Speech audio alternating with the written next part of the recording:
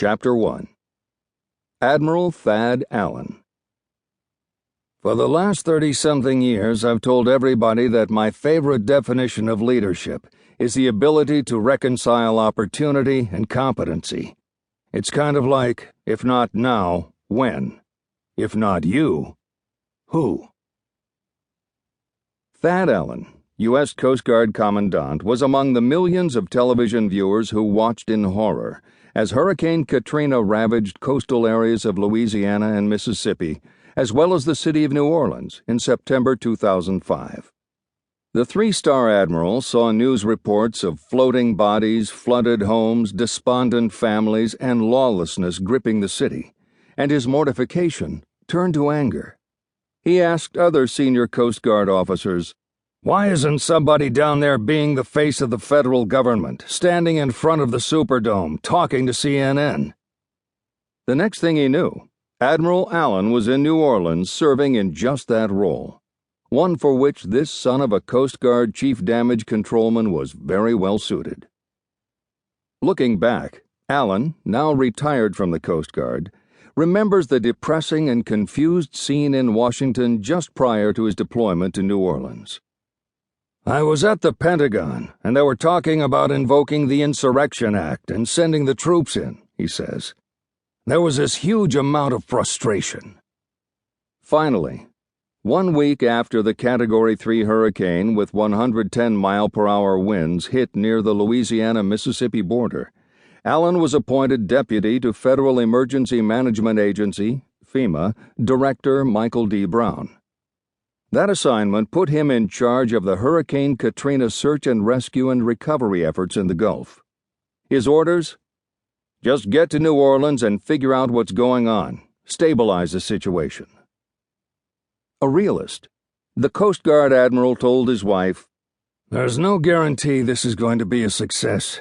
In fact, there's every reason to believe this will be a miserable failure, and nothing can be done at this point." My wife reminded me that for the last 30-something years I've told everybody that my favorite definition of leadership is the ability to reconcile opportunity and competency. So it's kind of like, if not now, when? If not you, who? "Okay," I said. "I'll go." Leading in chaos. While many in the federal government were castigated for the slow response to Hurricane Katrina's destruction, Thad Allen garnered almost universal praise for his leadership in response and recovery efforts along the Gulf Coast. He received similar praise for his command performance during the Deepwater Horizon oil spill in 2010.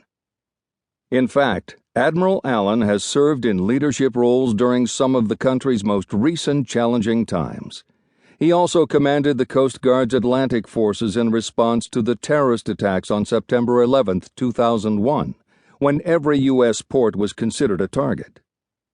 Known to his men as the Schwarzkopf of Connecticut, Allen worked wonders inside his organization, too.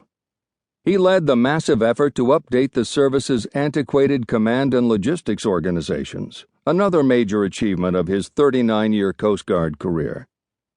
I met Admiral Allen in Pentagon City, Virginia, at the offices of the Rand Corporation, where he is a senior fellow. Allen is a large, powerfully built 62-year-old with a neatly trimmed mustache flecked with gray. His ruddy cheeks and well-weathered face mark him as a man who has spent much of his adult life on the sea. Allen was casually dressed for our meeting in a striped rugby pullover over a crisp white dress shirt. The former college football star gave me a very firm handshake. Allen still carries himself with a middle linebacker's barrel-chested confidence. He speaks in a gravelly voice, and his pale gray eyes are warm and curious. When you consider the intensity of his experiences and the success he has had in heading rescue and recovery efforts in the most extreme situations, it is no surprise that Allen exudes a high level of self-confidence. But it clearly comes from his strong values, determination, and inner strength. He is also a leader who carefully picks his team and then gives them his complete trust. "When I said yes, I'd go to New Orleans, the next thought was, okay, we can do that. But how?" he recalled. "On my